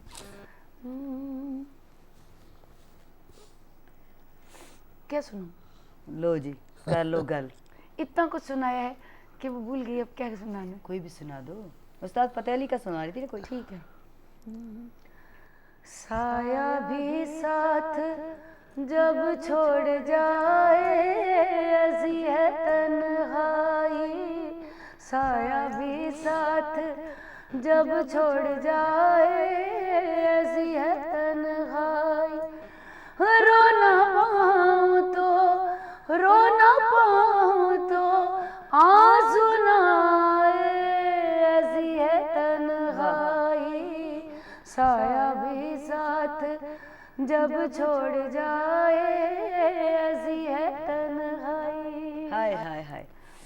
सो जॾहिं तव्हांखे अकेलाई थिए न, ऐसी है तन्हाई, जॾहिं अकेलाई थिए न, किताब खणो, किताब पढ़ो, सुठा कलाम ॿुधो, ॿियो कुझु बि न त सुठी का झुमर हणो। जीअं सवेर ॾाढी सुठी ॻाल्हि कई आहे नी, पाण खे ख़ुशि कयो, पाण खे क्वीन सम्झो, किंग सम्झो ऐं पाण खे चिल कयो। जॾहिं साया भी साथ न दे, ऐसी है तन्हाई, इहा जॾहिं सिचुएशन हुजे त सर ईअं आहे। बिल्कुलु आहे। असल में सोच जेका आहे न, आला। हाँ? सोच जेका आहे न उहा हिकिड़ी अहम शइ आहे। सोच आहे। तव्हां पंहिंजे पाण ते मतिलबु सुठियूं सोचूं हावी कयो, हा। तनाई आहे न, सुठो सोचो, हा, बिल्कुलु। प्रवास कयो, असां त ईअं ई कंदा आहियूं। ईअं ई करो। इन सां वॾी बचत असांखे आहे। जीअं ॾुख थींदो आहे असां वॾा वॾा टहक ॾींदा आहियूं। हा हा जेतिरो ॾुख वॾो हूंदो आहे न, मां टहक ॾींदी आहियां, कह मारती हूँ। अच्छा म्यूजिक चला दे, वो भी फास्ट। तकलीफ है बहुत ज्यादा, मैं सुनना नहीं चाहिए इस तकलीफ का शोर। कौन होती है तकलीफ? भाई चलो गाना क्या सुनना बात है। ये होती है एक स्पोर्ट्समैन की स्पिरिट, हाँ। कि भाई गिर भी गए तो क्या हुआ, फिर खड़े हो फिर जाओ। खड़े हो जाओ, कि बिल्कुल। गिरते हैं वही मैदान जंग में जो सवारी होते हैं ना, जो बिल्कुल। मैदान जंग में जो गिरते हैं वो दोबारा खड़े हो जाते और हर शोभा मैदान जंग है। आपस की बात है। ऐसा नहीं है कि हिकिड़ो ई शोबो आहे, मीडिया आहे जंहिंखे हिकिड़ो तव्हां स्टैम्प हणी छॾियो आहे त मीडिया जी फील्ड में छोकिरियूं जेके आहिनि से वञनि थियूं, त ईअं न आहे। हर शोबो जेको आहे सो उन में सुठा ऐं ख़राब, जीअं इनी बि ॻाल्हि कई, सर बि ॻाल्हि कई, माण्हू आहिनि। सर मूंखे हिकिड़ी ॻाल्हि ॿुधाईंदा हलो, तव्हांजा ॿार माशाल्लाह तव्हां सां कोऑपरेटिव आहिनि, भाॼई जी तव्हांजी केमिस्ट्री केतिरी ज़बरदस्त आहे। ॾिसो हिन महिल अकुलु शौर आहे सभिनी खे। हिकिड़ी छोकिरी जेका उहा सोचे थी, उनखे बि ज़िंदगी गुज़ारणी आहे, ऐं जीअं हिन ॻाल्हि कई कोन्हे त गुंजाइश सभु कढनि था। हा, सब्र तहमुल सभु शयूं जेके आहिनि सो। ऐं मुंहिंजी शादी हिते थी, ठीकु आहे। असां जहेज़ जो तसे मां जहेज़ न वरितो, मां नओं नौकिरी में आयुसि, ऐं मुंहिंजी हुन खां मां कुझु वरितो बि कोन। मां चयो मां उसूलनि सख़्तुनि जे ख़िलाफ़ु आहियां, त मां कंहिंखो छो वठे माण्हू। हा, माना ॾाजे जे ख़िलाफ़ आहियो तव्हां। सख़्तु तरीन मां जेको ज़हनी तौर ते अमली तौर ते मां न कयो। ऐं शादी खां पोइ जेको 3 महीननि ते मुंहिंजे घर में टीवी न हुई। अच्छा, हाँ, और पैसा जमा करे टीवी वठी आयुसि। 3 महीने तक टीवी नहीं था शादी के बाद। हाँ, क्या बात है। वो भी वक्त था। हाँ ॾिसो मुंहिंजी घरवारी बर्दाश्त कयो, वेठी हूंदी अकेली घर में टीवी खां बग़ैर। हाँ, न तो चवे हा हाणे ॾे टीवी। हा न थींदो आहे न, या टीवी मुंहुं नहीं ख़राब। थे तो क्या था, बीवी तो थी। नहीं वो आजकल तो दोनों एक ही चीज है। अगर एक तो जब तक रिमोट से बंद ना करो होते ही मां नहीं है। मुंहिंजे जॾहिं ॾिठमि न अकाउंट में पैसा अची विया टीवी जे तरह, त मां सदर में सदर वियुसि, तो ईअं टीवी दुकान ते चढ़ी वियुसि। हाँ, ॾिसां हो दुकान ते पियो लॻो, ये एसी है, ये एसी है, फलां फलां। लेकिन टीवी सोनी, त मां चयो भई कलर टीवी जो सोनी थियण ज़माने में सुठी हाँ, टीवी। तो सोनी अॼु ताईं सोनी मशहूर आहे। हाँ तो उन्होंने जेको आहे सो इहो मां चयो भाई ये है, लेकिन मेरे पास अभी पैसा नहीं है, कल लेकर आके लूँगा आपसे। पता नहीं आप शक्ल से शरीफ है, आप ले जाएं, अच्छा, आप पैसे कल दीजिएगा। अरे मैंने कहा भाई आप मुझे जानते हैं कि नहीं आप बस ले जाए, मैं कह रहा हूँ। अभी चेक है तो दे दो। मैंने चलो दे दो, चेक दे दिया। हाँ, टीवी उधर से टैक्सी पकड़ी, सीधे टीवी अचे तुम तो भाॼी जा एक्सप्रेशन चओ, टीवी वठी आयो आहीं, मूं त हाँ कोन चयो। हाँ वो ठीकु आहे, पर पोइ अलाह जी महिरबानी सां हिकु हिकु शइ अची वई। माशाल्लाह। ऐं मां कॾहिं बि पंहिंजे ॿारनि खे या घरवारी खे मां कोन फ़ख़्रिया आहियां, हिन में असांजी कमतरी या बदतरी जी ॻाल्हि आहे। कॾहिं मां बस ते सफ़र न, गाॾी मूं वटि पहिरें ॾींहं खां वठी हुई, जॾहिं मां जंग ते वियुसि तॾहिं गाड़ी ते वियो हुउसि त ज़ारी शयूं मेंटेन कयूं, पोइ होॾां उन्हनि खे जेको आहे पहिरीं स्कूटर, पोइ तव्हां गाड़ी वरिती, पोइ ईअं आहिस्ते आहिस्ते हलंदासीं। हा अलाह जी महिरबानी, हर शइ आहे, पंहिंजो घरु आहे, हर शइ घर में मौजूदु आहे, वक़्त सां गॾु जेकी शयूं, इहो सब्र जेको हुयो न, हा सब्र, इहा वॾी शइ हुई। ऐं इन में औरत जेके सब्र थी करे, इहो आहे वधीक मां सम्झां थो। इहा त ग़लति ॻाल्हि आहे, हरभरू था चओ हीअ जिते औरत माना ज़बरदस्ती आहे औरत ई सब्र करे, करिणो पवंदो न माना नंढे हूंदे भी सिखारे हुयो, हमें बचपन में भी सिखाया गया, अम्मा हमेशा कहती थी हमें नहीं, अपनी बात का, हमारे घर में ये कहा गया कि नहीं, दोनों इक्वल होते हैं, जो गलत है उसको झुकना है, हमें ये सिखाया। झुकने की बात ही नहीं है, इधर सब्र की बात हो रही है। हाँ सब्र में भी जो गलत है तो उसको बताओ आप गलत हो, सब्र की बात हो रही है। अच्छा, वो ॿारनि खे मूंखे यादि आहे जब छोकिरी खे दाख़िला वठी ईंदी स्कूल में, इसमें नर्सरी में, हाँ त विधी रही, हाँ पोइ मां छोकिरी खे साम्हूं विहारींदा, मूंखे कुर्सी रखी ईंदा, तूं वेठो ॾिसे त न त वरी रहंदी भॼी वेंदी कोन, मां वेठो हूंदो हुउसि, जेको कुर्सी रखी साम्हूं अंदरि ॾिसंदी वेठी, अच्छा पोइ टॉफी वठी रखंदो हुउसि, पोइ हिकिड़ी खे वरी टॉफी ॾियो, टॉफी, माशाल्लाह, ईअं कई ॾींहंनि ताईं मां इन सां ख़ासि छोकिरी जे, नंढड़ी छोकिरा त उन हिसाब सां ट्रेंड आहे 5,000 सामान, पर उन ते करिणो पियो, यानी करे पोइ इहे इन करे जेका असां जेका महिनत कई त उन जे नतीजे में ॿार माशाल्लाह ऐं मुक़ाबिलो करे अॻिते था, ईअं न आहे। बिल्कुलु। अच्छा, हाणे जेका सहाफ़त अॼुकल्ह जीअं तव्हां वारे वक़्त में सहाफ़त हिकिड़ी जेन्युइन सहाफ़त हुई, ख़बर खे बाक़ाइदा तहक़ीक़ करे रिसर्च करे पोइ हलायो वेंदो हुयो, तव्हां पाण ईअं ई कंदा हुओ। हाणे वारी सहाफ़त वरी थोरो उन में ॿिटा मयार थी विया आहिनि, तव्हां बि ईअं घणा थी विया आहिनि, बिल्कुलु हक़ीक़त आहे। हिनजो समाज ते केतिरो नुक़सानु आहे, हाणे घणे भाङे अचनि था कमाइण जे लाइ, जेको अदा लॻायो आहे, त उहे तव्हांखे ॾिसंदे कुझु ॾींहंनि में करोड़पति थी था वञनि, उहा वरी खेपी अलॻि आहे, उनजो तरीक़ेकार ॻाल्हाइण जो, उथण वेहण केतिरा कनि, छा थो थिए असां कोन कयो, कॾहिं ज़िंदगी में तसनि कयो इन शइ जो, त हाणे असां ज़मानो अञा ॿियो हो। ॻाल्हि खे झलिया थोरो, कॉल खणो। बिल्कुलु। हेलो, अस्सलाम वालेकुम। वालेकुम अस्सलाम। पिनियल भाउ कहिड़ा हाल आहिनि? ख़ुशि चाक चङा भला, जोड़ मतारा ताज़ा तकड़ा, ढोर ढगा पाड़ो ओड़ो सभु ख़ुशि? अल्लाह जा लख एहसान आहिनि, ख़ैर लॻो पियो आहे।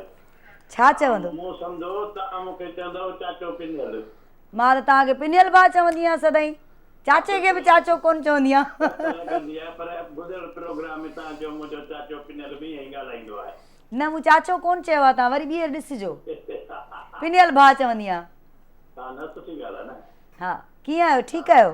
ख़ैर लॻो पियो, अलाह जा एहसान आहिनि, तव्हां ख़ुशि आहियो? ख़ैर लॻो पियो? मां ज़बरदस्त ऐं फर्स्ट क्लास। छा चवंदो? सॼो शुरूआत खां वठी हेसिताईं वेठे ॿुधो, मज़ो पियो आयो, प्रोग्राम में ॾाढो सुठो। माशाल्लाह। घर मंझि जेकर 19-20 जेका थींदी आहे, पर जेकर हल्की फुल्की ख़ुशामद या ॿ टे लफ़्ज़ ॻाल्हाए था छॾजनि त मर्द जो वक़्तु तमामु सुठो थो गुज़रे। अच्छा, न सही था चओ, माना भाॼी था चओ न, जहिड़ो कतई कंहिं क़ीमत में क़बूल न आहे, न करणु खपे। बिल्कुलु सही। 19-20 थी वञे न, तॾहिं बि पाण ॿ लफ़्ज़ अहिड़ा सुठा ॻाल्हाए छॾजनि, पाण वरी वक़्तु सुठो गुज़री सघे थो। हाँ, ईअं आहे, बिल्कुलु ईअं आहे। तव्हांजो थोरो इहो मौज़ू छिड़ियो हो हिते, तंहिं करे मूं इहा ॻाल्हि खणी कई आहे। न, तव्हां सही चयो त ॿ लफ़्ज़ जेकॾहिं मोहबत जा ॻाल्हाइनि त उहो जहिड़ो टरी सघे थो। हा, बिल्कुलु, इन को शक न। पर असांजी एनी ऐं साईं जिन बि चयो हो त जेकॾहिं अहिड़ो माण्हू साम्हूं वारो आहे ऐं ठीकु आहे, पोइ उनजे अॻियां उहे ॿ लफ़्ज़ मोहबत जा ॻाल्हाइण ते दिलि बि चवंदी आहे। हा, बिल्कुलु बिल्कुलु। ॿियो मैसेज छा ॾींदो, न्यापो छा ॾींदो? न्यापो अज़ान पई अचे, नमाज़ टाइम थी वियो आहे, ऐं 14-5 वक़्त नमाज़ पढ़ंदी आहियां। हा, सुठी ॻाल्हि आहे, नमाज़ आऊं पढ़ंदो आहियां, अज़ान पई अचे, हलो नमाज़ पढ़ण। ठीकु आहे, नमाज़ आऊं बि चवंदो सभई नमाज़ ज़रूरु पढ़ो। ठीकु आहे। असां लाइ दुआउनि में असांखे यादि रखिजो पिनियल भाउ। इंशाअल्लाह, सलामत हुजो, आबाद हुजो, महिरबानी। महिरबानी। पिनियल भाउ असांखे सदाईं कॉल कंदा आहिनि, ऐं चाचो त मां पंहिंजे सॻे चाचे खे बि कोन चवंदी आहियां, मां हुनखे बि भाऊ चवंदी आहियां, कॾहिं कॾहिं चवंदो मां तुंहिंजो सॻो चाचो आहियां, मां हुनखे बि चवंदी आहियां भाऊ, मुंहिंजो चाचो खिलंदो आहे। हिकिड़ो वीचारो गुज़ारे वियो, लाॾाणो थी वियो, हुनजो हिकिड़ो नंढिड़ो चाचो आहे, कॾहिं कॾहिं वात मां निकिरी वेंदो, भाऊ मां तुंहिंजो चाचो आहियां, चाचो सॻो। सो चाचो त मां अब्बा साहिबु तव्हांखे त ख़बर आहे, सिधो नालो ई खणंदी आहियां। कॾहिं कॾहिं अम्मा बि विढ़ंदी आहे, जीअं उन ॾींहुं फ़ोन ते अम्मा ॾाढा दड़का, न मेरी अम्मा ने बड़ा डांटा मुझे परसों फ़ोन पे किसी बात पे, एक छोटी सी बात थी और वो सही थी अपनी जगह पर। हमने यही सीखा है कि बड़ा जो कहते हैं वो सही होता है। बड़ा डांटा उन्होंने एक बात पे, तो मैं थोड़ी देर के बाद उनका माहौल चिल करने के लिए, माइंड चिल करने के लिए नाम लिया मैंने अम्मा का पहली बार, नसीम ठीका। हाँ हाँ नसीम ठीका। अम्मा ने कहा छाती चाहिए माँ जो नालो, मुझे नसीम थदी थी अम्मा को बोल रही। फिर अम्मा मेरी कूल मजा हो आता है गई। ऐसे, हाँ, कभी ऐसे फिर अम्मा मेरी कूल हो गई, क्योंकि कभी मैंने मतलब इस तरह नाम नहीं लिया। वो बदतमीजी नहीं थी, वो प्यार हाँ, था। तो अम्मा कूल हो गई। अम्मा ने कहा चिल करना था। और वो सही बात पर डांट रही थी, मेरी गलती थी, वो बिल्कुल बहुत सही बात अच्छी पर, और वो रिपीट नहीं होगी। वो अम्मा लाइव, क्योंकि मैं जानती हूँ आप देखती हैं, वो ॿीहर कान थींदी बस, ठीक है। घट पगार ते असां किथे कम कोन कंदासीं, कम तनख्वाह पे हम कहीं काम नहीं करेंगे भाई। बात है सीधी। लाइव अच्छा बता दिया क्या मैंने? अच्छा नहीं बतानी थी बात। अच्छा नहीं, अच्छा हो गया, अब खैर है। सर उन वक़्त में पघारूं बि थोड़ी हूंदियूं हुयूं, है न, घटि पघारूं हूंदियूं, उन्हनि घटि पघारनि में घर बि हलाइणो आहे। पहिरें तव्हां अकेला हुयो, पोइ वरी ज़ाहिर फैमिली बि थी वई, मैनेज कीअं कंदा हो? ॾुखियाइयूं थींदियूं हुयूं तव्हांखे? इहा अलाह जी महिरबानी, मूंखे कॾहिं ॾुखियाई न थी आहे कॾहिं। ऐं बहितरीनु वक़्तु गुज़रियो आहे। जॾहिं किराए ते रहंदा हुआसीं तॾहिं बि, हाणे पंहिंजो घर तॾहिं बि आहे। त इहा अलाह जी वॾी हिकिड़ी महिरबानी मुंहिंजे मथां। मां कॾहिं बि टेंशन में न रहियो आहियां कॾहिं बि ज़िंदगी में, हमेशह फ्रेश ॿारनि वांगुरु रहंदो आहियां। हा बिल्कुलु। ऐं पंहिंजे हिसाब सां रहंदो आहियां। त कॾहिं बि का मूंखे रिकॉर्ड न आई आहे ज़हन में। मां ॿारनि खे पंहिंजे लोकल स्कूल में पढ़ायो, जिते रहंदो हुउसि जौहर में, हिते लोकल स्कूल में पढ़ायो। ऐं मुंहिंजे कई साल जा ॿार वॾनि वॾनि स्कूल में पढ़ंदा हुआ, पर रिज़ल्ट उन्हनि खां वधीक मुंहिंजे ॿारनि ॾिनी मूंखे। छो त महिनत घर वारनि जी हुई, तव्हांजी बिल्कुलु हुई, ज़ाहिर उन्हनि जी पंहिंजी हुई। हा, केयर हूंदी, मुंहिंजी घरवारी जी वॾी दिलचस्पी हूंदी, ऐं ट्यूशन पढ़ाइणु, चेक करणु, हर शइ। हाणे मुंहिंजो छोकिरो इंजीनियर थी हले वियो आहे, ॿाहिरि वेठो आहे, पर हिते आयो हाणे विच ते, ईअं वेठा हुआसीं घर में गपशप हले पई, त माउ जी ॻाल्हि कई, चई मुंहिंजी माउ जेका टीचर खे चवंदी ट्यूशन वारी खे, त भली जेसि ताईं यादि नथो करे सबक़ु पंहिंजो, हिनखे मोकल न ॾींदी कर, मुंहिंजे तरफ़ां तो इजाज़त आहे। सभु घर हलिया वेंदा, मां गैलरी में बीठो हूंदो हुउसि अकेलो। इहा ॻाल्हि चई रोई ॾिनी हुन माउ जे साम्हूं। उथी वियो गले लॻायो, मां चयो बाबा तूं माउ जेको तरह इंजीनियर थियो न करे, तूं कीअं थी आहे इंजीनियर?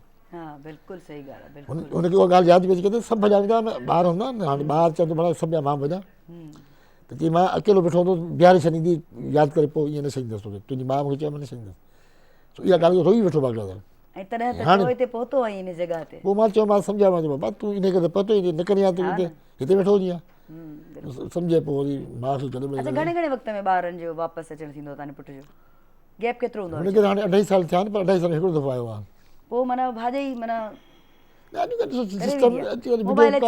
वीडियो कॉलिंग सॼो ॾींहुं धीउ पुट सां लॻी पई हूंदी आहे, पर उहो वीडियो कॉल ऐं साम्हूं वेही असां त ॿाहिरि वञूं था न हेॾे होॾे पंहिंजे, पर घर में आदमी लॻी पई हूंदी आहे पंहिंजे हिसाब सां, हीअ ॻाल्हि उहा ॻाल्हि फलां। हा, माना जुड़ी पई हूंदी आहे। हा हा, अॼुकल्ह हलो ठीकु आहे, के फ़ाइदा आहिनि सोशल मीडिया जा, इलाही नुक़सान बि आहिनि, ईअं न आहे रुॻो फ़ाइदा आहिनि, डिपेंड थो करे तव्हांजी तरबियत ते, त उहा कहिड़ी आहे, ॻाल्हि उहा आहे न, कीअं था इस्तेमालु कयो, कीअं था इस्तेमालु कयो। ॿई शयूं मौजूदु आहिनि। त हाणे तव्हां सोशल मीडिया ते कहिड़ियूं शयूं ॾिसण चाहियो? लाइब्रेरीज़ मौजूदु आहिनि। मां नौजवाननि खे चवंदसि त किताब खोले ॾिसो, वॾनि वॾनि ॾाहनि जा, फ़िलासफ़रनि जा, लिटररी एतिरो मवादु तव्हांखे मिलंदो। जंहिंखे जोग्राफ़ी सां दिलचस्पी आहे, तव्हां उते उहो स्टडी करे सघो था। ज़रूरी कोन्हे को त तव्हां जेको आहे सो माना उबतियूं सुबतियूं शयूं ॾिसी पंहिंजे दिमाग़ खे स्ट्रेस में आणियो। पोइ वरी चांहि सां बि, जीअं जैसे इसने कहा कि चाय फिर पी के आप चिल हो जाएंगे, उहो बि कोन थींदो पोइ। ऐसा ही है ना, जब जहन बिगड़ जाता है तो फिर वो बिगड़ ही जाता है, फिर आपको कोई खुद भी आप खुद को ठीक नहीं कर सकते जब कंप्लीटली बिगड़ जाता है। ऐसा ही है। आप कुछ बोल रही हो? लेकिन थोड़ा सा, हाँ लेकिन तो जरूरी है तुम्हारा बोलना। लेकिन क्या करूं, ये लेकिन नहीं तो जान ले ली है। समझ रही हूँ मैं। हाँ, तो वो बस क्या करूं, मैं डिसएग्री कर देती तो वो भी गलत है। नहीं, वो भी कर सकती हो, क्यों? ठीक है, कोई अकुले कुल थोड़ी हूँ मैं। हाँ, लेकिन मुझे लगता है मैंने ये पता है बात क्या की थी, वो बात कुछ इस तरह से थी कि अपने आप को ट्रीट करें। और ये मैंने बात सीखी एक निजी चैनल से, और हमारी बड़ी अच्छी एंकर है, is a very good friend of माइन। तो उसने ये समझाया था, निदा यासर ने, कि चैनल का नाम नहीं ले रही, तो उसने मुझे कहा कि एनी जब भी परेशानी होती है, और मैं तो यही करती हूँ कि ना अपने लिए ना जल्दी से या बनवा लो या खुद बना लो। अपने लिए बिस्किट्स रख लो, मफिन्स रख लो, जो भी तुम्हें अच्छा लगता है खाना रख लो, लेकिन अपने आप को ना कुछ समझो कि मैं सब कुछ हूँ। मतलब कोई आपको समझे या ना समझे, खुद समझो, अपने आप को समझो, तो आपको ना बड़ा अच्छा फील होने लगेगा। और ऑनेस्टली ये मैंने करके देखा और ये भी सदका जारी है। आप लोग भी करके देखिए, मुझे बताइएगा ज़रूर। बताइए जो हम इम्प्लीमेंट करते रहते हैं, तो हम जो कह रहे हैं ना आप उस पर अमल कीजिए। मैं करती रहती हूँ ना, मैं भी करती हूँ, अगर जब कोई बात समझाता है तो मैं उसको ज़रूर कोशिश। अच्छा मैं बुरी भी लग रही होती हूँ ना, मां ख़राब किनी भी लगनी है ना, कपड़ा मिड़ी जड़ा तड़ा पाए तॾहिं बि तव्हां सभिनी खां सुठी थी लॻा, ठीकु आहे माशाल्लाह, ठीकु आहे, नज़र न हणो। सो माण्हू पंहिंजे अंदरि में चवंदा आहिनि न, जेकॾहिं स्पिरिचुअली इंटरनली तव्हां ब्यूटीफुल आहियो न, त पोइ ज़रूरत कान हूंदी आहे कंहिं बि शइ जी, अंदरि तव्हांजो वधीक सुहिणो हुजणु घुरिजे। क्या बात की, ब्यूटी नीड्स नो पेंट, ठीक है ना, beauty lies in the eyes of beholder. खूबसूरती तो वही होती है जो पिया मन भाए। हाँ अच्छा अच्छा मैं हाँ कह बैठी, मैं हाँ तकड़ में कह बैठी कहती है हाँ हाँ, क्योंकि मैं सोचने लगी ना पिया कौन सा पिया, पिया तो हमारे कोई है नहीं, मेरी अम्मा मेरा पिया है, चलो मैं अम्मा के लिए सोच लेती हूँ। अच्छा सर, ये भी रिश्ता आहिनि ख़ूबसूरत हिकिड़ा, मोहबत वारा एहसास, इहे बि ज़ाहिर फीलिंग्स हूंदियूं आहिनि, एहसास त हर माण्हू वटि आहे, पर जॾहिं इन्हनि में माण्हू भॼे थो, भुरे थो, टुटे थो, तॾहिं वरी जेको आहे सो घणनि शयुनि में नुक़सान बि मिले थो। तव्हां सां कॾहिं थियो? कहिड़े हवाले सां? मोहबतुनि जे हवाले सां वरी उहो माना ईअं थियो ज़ाहिर, पोइ हुन में तव्हां पाण खे संभाले वरितो ईअं? बिल्कुलु ज़ाहिर आहे संभालणो पए थो न, जेकॾहिं तव्हांखे ॾिसो तव्हांजो टारगेट छा आहे, जेकॾहिं तव्हांजो टारगेट इहो आहे हिते स्टॉप करिणो आहे हा त पोइ ॻाल्हि ख़तमु, पोइ छा आहे, पोइ तव्हांजी लाइफ एंड आहे न। पोइ पर ज़बरदस्त, तव्हांजो टारगेट कुझु ॿियो आहे, भई रस्ते में शयूं ईंदियूं आहिनि, रुकावटूं बि ईंदियूं आहिनि, हा इहे मामला बि ईंदा आहिनि, सभु शयूं अचे, माण्हू क्रॉस कंदो वञे बिल्कुलु टारगेट ते पहुचे, उन लाइ ज़रूरी आहे उते ब्रेक न हुअणु खपे किथे रस्ते में। तव्हांखे सुठा माण्हू मिलंदा, ख़राब बि मिलंदा, पर ॻाल्हि इहा आहे त तव्हांजो ज़मीर मुतमइन हुअणु खपे कंहिं बि सूरत में, बिल्कुलु ईअं तव्हांजे तरफ़ां कंहिंखे नुक़सानु न पहुचणु खपे, तव्हांजे तरफ़ां कंहिंखे धोखो न थियणु खपे, बिल्कुलु तव्हां पंहिंजो पाण खे क्लियर करे हलो। ऐं मां सम्झां थो, मूंखां कुझु दोस्त मशवरो कंदा, मां चवंदो आहियां बाबा बिज़ी रहणु जेको आहे न, हा तमामु हर मसइले जो हल, बिल्कुलु हर कंहिं जो हल आहे। तहरुक ज़रूरी आहे, हलचल, हा जीअं ये हलचल आहे न छोकिरी ऐनी, तो हा त विच ते मुंहिंजी तबियत ख़राबी तो सुबुह शाम डॉक्टर वटि वञा, तो डॉक्टर खे चयो यार तूं हीअं करे हारमोनियम वठि, हारमोनियम सर को डॉक्टर ने कहा हारमोनियम लो, अच्छा ज़बरदस्त थेरेपी आई आहे हा न, त इहो ई शायदि जो हल आहे। त पोइ मां सम्झो मां हिकिड़ी वॾी पंहिंजे लाइ सम्झो यार ईअं सोचियो ईअं मूंखे, पोइ दोस्तनि मशवरो कयो यार तूं इन इशारो आहे तूं बिज़ी रहो कंहिं किथे जिथे तुंहिंजी, पोइ जेका तव्हांजी हाणे जीअं साफ़ लाइफ आहे न, मूंखे ख़बर ई कोन पई त मुंहिंजा 30-40 साल कीअं गुज़री विया, छो त सुबुह शाम बिज़ी, माण्हू कमु करे थकी सुम्ही पए, वरी उथे वरी लॻी वेंदी, ख़बर न पई टाइम जी। हिकिड़ा माण्हू हूंदा आहिनि ॿाहिरां रहंदा आहिनि, अरे टाइम ई पास कोन थो थिए, पर तूं वांदो हूंदे टाइम कीअं पास थींदो, असांखे ख़बर आहे टाइम कीअं गुज़री वियो यार, ख़बर न पई, छो त तव्हां हिकिड़ी निकिरी हाणे सुबुह हिते बि हुते हिते आहे, हिते निकिरंदो ड्यूटी टाइम थी वियो, वरी वञी ख़तमु, टाइम जी ख़बर ई कान पई, ॾींहुं कीअं गुज़री वियो। त इन करे माण्हू पंहिंजो पाण खे बिज़ी रखे, इहो हिकिड़ो वाहिद हल आहे तव्हांजी टेंशन ॾिसण जो, ऐं पंहिंजे सुठी सोच हुजणु खपे, ऐं जेको तव्हांजे वस में आहे जेको तव्हां करे सघो ओसी ताईं पाण खे मौजूदु रखो।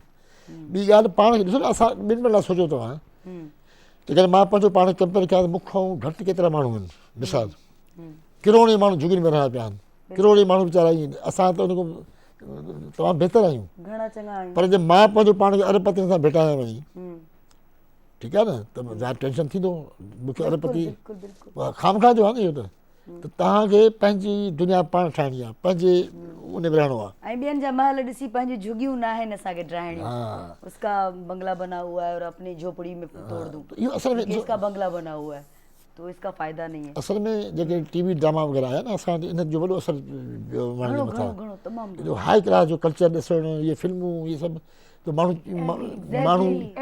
हा माण्हू चहिरा थी था वञनि, यार मां बि ईअं हुजां, अरे ईअं थोरी मां हुजां, तुंहिंजी हीअ दुनिया अलाह सां ठाही आहे, हर तरह जा माण्हू रहनि था उते, तव्हां कहिड़े तबिके में शामिलु, तव्हांखे आहे त तव्हांखे ख़ुशि रहणो आहे, कीअं रहणो आहे। रिश्ता बि टुटनि पिया घणा, छो जो औरतूं उहे ड्रामनि में उहे आसाइशूं, उहे ज्वेलरीज़, उहे कपिड़ा, उहे बंगला, उहे घर में फरमाइशूं कनि थियूं मुड़ुसनि खे त कुझु बि कर मुझे ये चाहिए, वो जो मैंने उसमें देखा फलां ड्रामे में, त पोइ रिश्तनि ते बि असरु पियो आहे, वॾो असरु पियो, ॾाढो वॾो असरु त इहो।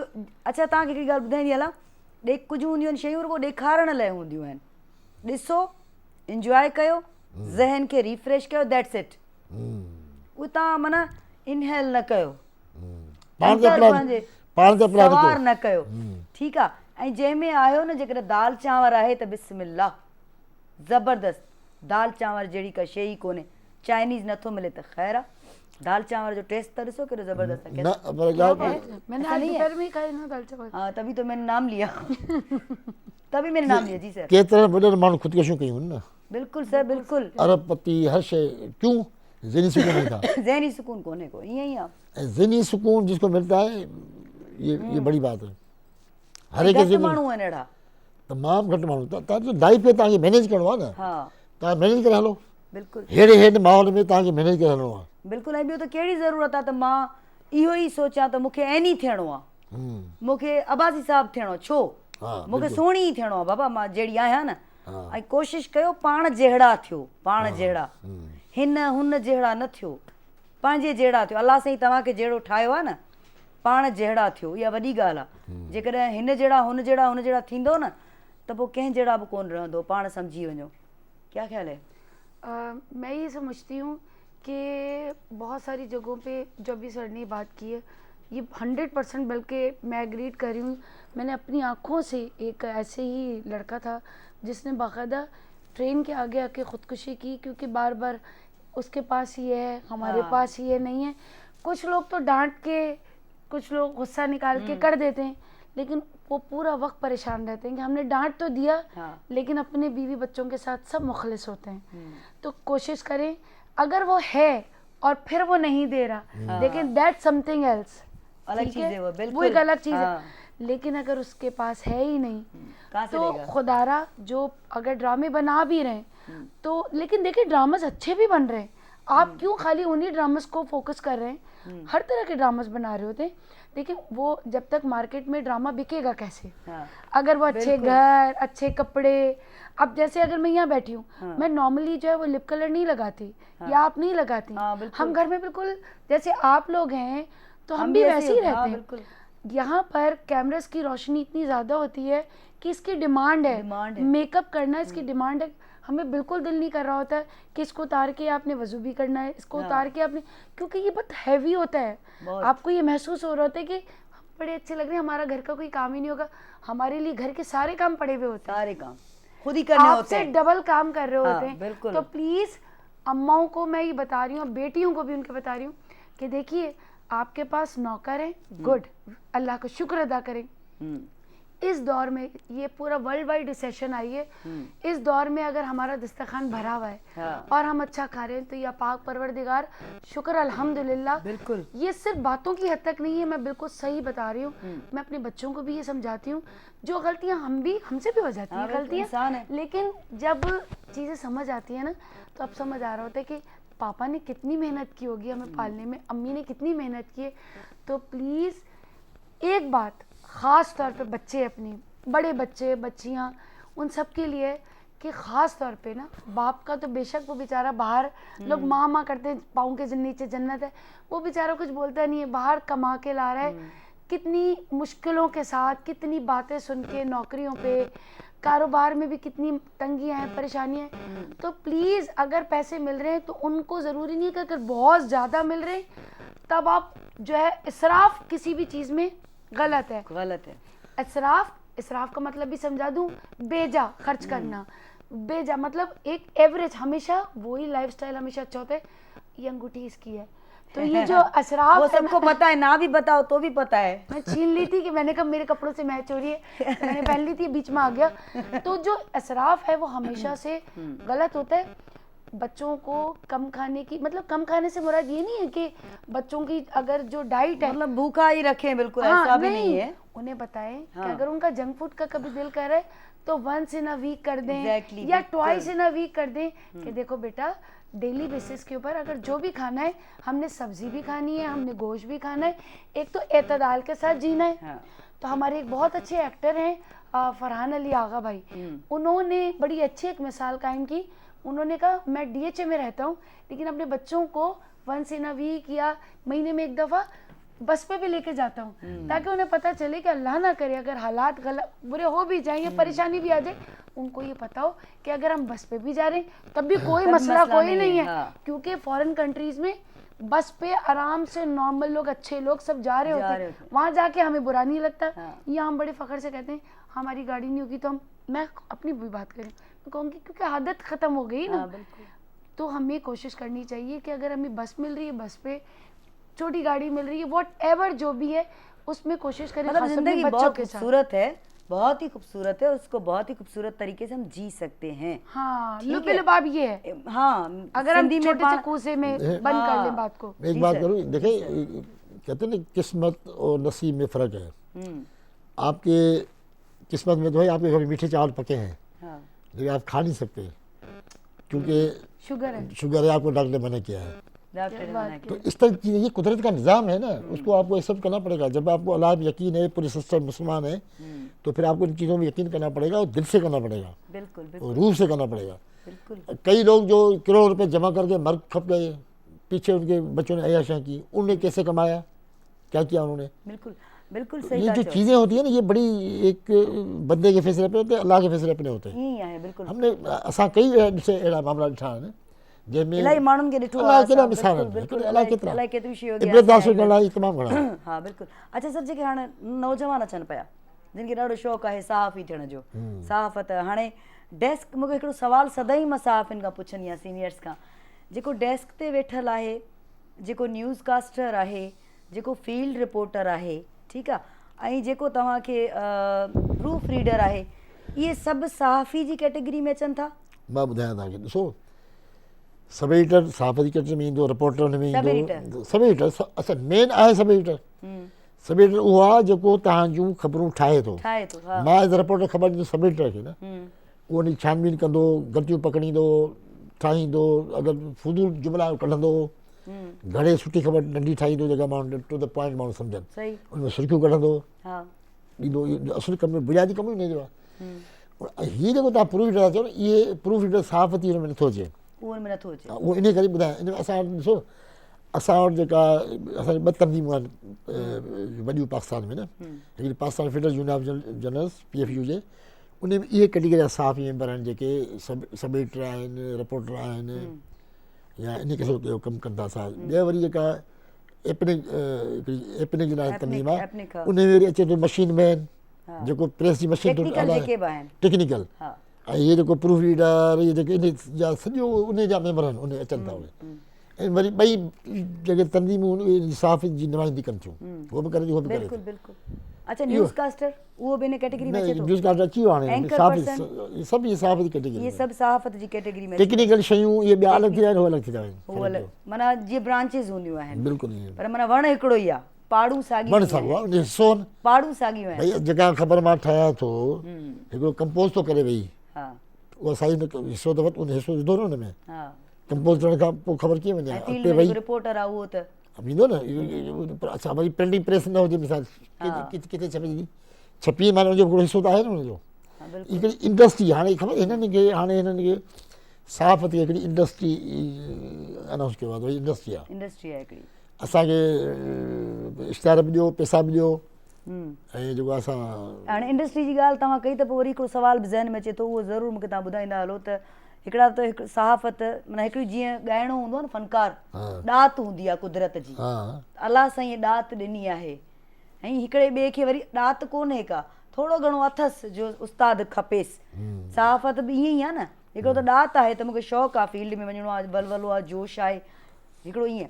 अॼुकल्ह त ईअं घणा अची विया आहिनि, पोइ उन्हनि खे बि इन कैटेगरी में आणे सघिजे थो, सहाफ़त वारी कैटेगरी में? न यार, उहे इहा कैटेगरी हाणे उहा क़िस्मत माण्हुनि जी आहे, इदारनि जी आहे, त कहिड़ा माण्हू तव्हांजे हिसे में अचनि था। हिकिड़ो माण्हू करप्ट आहे, क्रिमिनल आहे, उहो आयो ई कमाइण लाइ, एग्ज़ैक्टली, उहो ज़ाहिर आहे ॿाहिरि वेंदो, किथे चमचगिरी कंदो, कंहिंखे ब्लैकमेल कंदो, किथां पैसा झटींदो, हुनजो कमु इहो हूंदो। त हाणे तव्हांजे लोगो खे कैश कंदो, ज़ाहिर आहे इहे आहिनि माण्हू। असां केतिरा माण्हू ठाहिनि जेके बिल्कुलु हथे खाली आहे, कुझु करोड़पति लॻाए वेठा आहिनि सभु, छो उनखे वरी उहो चैनल मिली वियो। अगरि अहिड़ो माण्हू खे अख़बार में थो अचे या चैनल में, उनखे चैनल जो हेड जेको आहे, जेको पावर में आहे, जंहिंजे हथ में सभु कुझु आहे, ख़बर कंहिंजी हलाइणी आहे, कंहिंजी रोकड़ी आहे, कंहिंजी छा करिणो आहे, ऐं ॿई मिली था वञनि पाण में, पोइ ख़तमु, धूम मचाईंदा, ॿई कमाइनि था। बिल्कुलु, पोइ त बेड़ो ई माना ॿुधी थो वञे। इहे त केतिरा वाक़िया थिया न, घणा माण्हू असां शिकायत, मां चयो तनज़ीम जो ॿुधंदा रहियो आहियां सहाफ़ती, हाणे बि आहियां, त माण्हू असां ॾींदा आहिनि त भई इहे ॾिसो, इहे फलां जो आहे उहो ब्लैकमेल करा आहे, पोइ असांजी मदद लाइ वेंदा आहियूं त ख़बर पई त अंदरि जे उते वञी ख़बर पई त मालिक मिलियल आहे, ॿई मिलियल आहिनि, हेठा लॻाइण चुके साईं, असां छा था करे सघूं। मालिक ऐं ॿई मिलण पाण में त मिली करे खाइनि था, मिली करे खाइनि था ऐं उन सां लॉस इदारे खे थो थिए। ॾिसो अहिड़ा इदारा बदनाम थियनि था, माण्हुनि खे ख़बर पइजी थी वञे। ऐं घणो वक़्तु हलंदा बि कोन्हनि मां भाया, घणा मामला आहिनि अहिड़ा, है न, घणा घणो मामला वक़्तु हली बि न सघंदा आहिनि। छो त अहिड़ा माण्हू खोड़ हूंदा आहिनि जेके तव्हांखे लोगो किताब मिली वियो, सोनी पारस कंहिंखे को लोगो ॾेई छॾियो कंहिं चैनल जो, साईं जे इदारे जो ॾेई छॾियो कंहिं ॻोठ में, उते हाणे उहो लोगो खणी फिरे पियो। छो त लोगो हिकिड़ी वॾी इम्पॉर्टेंट शइ हूंदी आहे, मिल्कियत इदारे जी। सर ईअं ई आहे, लोगो या जेको चैनल जो कार्ड आहे असांजे जेके हूंदा आहिनि कार्ड, इहे हिकिड़ी प्रॉपर्टी हूंदा आहिनि ऐं इहे किथे बि मिसयूज़ थी सघनि था। इनखे फोकस रखिजो, ध्यान में रखिजो त ज़रूरु माण्हुनि खां पुछो त इहो कहिड़े चैनल जो अथई, पोइ मालिकनि सां बि राब्ता कयो, पुछो ई तव्हांजो रिपोर्टर आहे बि या कोन्हे, पोइ वरी इहो कमाइण जो सिलसिलो हूंदो आहे जेको न हुजणु घुरिजे। पेशा आहिनि इहे, हर पेशो आहे न उहो इबादत सां जेकॾहिं असां कंदासीं त सुठी ॻाल्हि। क्या सुना रहे हो? मां तव्हांजो माहौल चेंज कंदी तरह मूड भी चेंज। क्या सुना रही हो? अच्छा गज़ल वगैरह कभी गुनगुनाई? गज़ल हाँ, अच्छी लगती है मुझे। जो सजाद भाई ने कोविड अभी हमारा गया है और शुक्र अल्हम्दुलिल्लाह एक हमें वो भी एक्सपीरियंस हो गया। ठीक है, घर में बैठ के सजाद अली भाई ने, लेजेंड सिंगर हैं हमारे, बहुत बड़ा नाम, बहुत बड़ा नाम है, इंसान भी वैसे ही बहुत बड़े प्यारे, नो डाउट बहुत अच्छे इंसान है, मैं एग्री करती हूँ उससे। उन्होंने एक गजल ना कोविड के ज़माने में गाई थी, वो थोड़ी सी गुनगुनाती हूँ। ज़रूर ज़रूर। मैं तेरी नफरतें लेकर चला हूँ उदासियों के घर सजाने को, उदासियों के घर सजाने को, ला ला ला ला ला, दिल दुखाने को बने थे दो। क्या बात है, ये जो बीच में तुमने वो डाल दिया वो मिसरा भूल गई थी ना। एग्जैक्टली हम तो आर्टिस्ट हो जाते हैं ना, करते हैं हम करते हैं, लाइव शो है ना। हाँ हम करते हैं, हम खुद फनकार नहीं, हम खुद करते हैं। बातों बातों में बंद हो जाता है, लाइव प्रोग्राम में तो मैं यूं कर देती हूँ। हाँ क्या सुना रही हो? तो अभी वक्त बादशाह है, वक्त सां गॾु हलो, वक्त जो क़दुरु कयो। 2-3 मिंट बचिया आहिनि, मैसेज ज़रूरु। सर तव्हां छा चवणु चाहींदो न्यापो ॾिसंदड़नि खे? कंहिंखे ॾिसंदड़नि खे? जी सर। जीअं असां पहिरीं ॻाल्हि कई, इहो लबो लबाब उहो आहे पंहिंजो त भई तव्हांखे अगरि तव्हां परे खणो तव्हांजा मसइला अंबार नज़र ईंदा, तंहिंजे करे तव्हां ईअं न ॾिसो उन्हनि खे। तव्हांखे पंहिंजी लाइफ जेका आहे उन खे बहितर बनाइण जे लाइ ऐं अॻिते वधण जे लाइ त जदोजहद जारी रखणु खपे ऐं सब्र तहमुल सां। अगरि किथे ॾुखियो को मामिलो अचे थो, को ॾुखियो पेचो हुजे, उते सब्र कजे ऐं इंतज़ारु कजे अॻिते वधण जे लाइ। इहे हिकिड़ी लाइफ जा गुर गट्स आहिनि जेके माण्हू खे सिखणु खपनि ऐं हर हाल में ख़ुशि रहणु खपे। हर हाल में ख़ुशि। सर ज़बरदस्त। ऐं ॾाढो माना दिलि न पई चए, मुंहिंजी दिलि न चवंदी आहे सुठा महिमान हर भेरे ईंदा आहिनि, पर दिलि न चवंदी आहे मोकिलण बेटा। क्या मैसेज दोगी देखने वालों को? मैसेजेस तो बहुत सारे, लेकिन एक छोटी सी बात करते हैं, और वो ये है कि जो बात पहले भी की थी उसको ही दोबारा रिपीट कर देती हूँ। अपने इर्द गिर्द पॉजिटिविटी फैलाएं, नेगेटिविटी ना करें, लोगों की लेग पुलिंग करना छोड़ दें, टांग घसीटना छोड़ दें, सब अच्छा हो जाएगा इंशाल्लाह। सब अच्छा हो जाएगा। यानी बहुत मज़ा आया गपशप करके। सेम सर ॾाढो पाण त हूअं ई गॾु हूंदा आहियूं, जॾहिं बि कचहरी कंदा आहियूं सुठो लॻंदो आहे, पर अॼु एनी सां बि ॾाढो मज़ो आयो। प्रोग्राम खे असांजे 4 न 14 चंड लॻी विया, छो त एनी ॾाढी एनर्जेटिक आहे, ज़बरदस्त। इहा एनर्जी खणी करे असां प्रोग्राम जी पुॼाणी वठंदासीं। ख़्यालु रखंदा कयो पंहिंजो, पढ़ो, तालीम सभ खां पहिरें आहे, उन खां पोइ शऊर घणो ज़रूरी आहे। ठीकु आहे, असां उहे माण्हू बि ॾिठा आहिनि जिन वटि तालीम न आहे पर शऊर आहे। असां दुनिया में उहे माण्हू बि ॾिठा आहिनि, उन्हनि खां कुझु पिरायो, छो त डिग्रियूं सभु कुझु न आहिनि हूंदियूं। त मूं वटि डिग्री आहे, मास्टर्स थियल आहे सोशलॉजी में, भले भले वॾी ॻाल्हि आहे, न उन खां अॻिते बि घणो जहान आहे। उन डिग्रीअ खे तव्हां कमु कीअं था आणियो, सिखिया छा आहियो, सम्झिया छा आहियो, इहा अहम शइ आहे। ऐं आख़िर में हिकिड़ी ॻाल्हि त सदाईं मां कंदी आहियां, उहा इहा, ॿूटा पोखियो, ग्रीनरी ज़िंदगीअ में ग्रीनरी खे शामिलु कयो, ॿूटा पोखियो जे उहे वण थियनि, माण्हू उन जे छांव में वेहनि ऐं तव्हांखे दुआ ॾियनि, ऐं तव्हांजो सभु कुझु सणाई थींदी, चङाई थींदी। ॿियो मोकिलाणी सदाईं गॾु।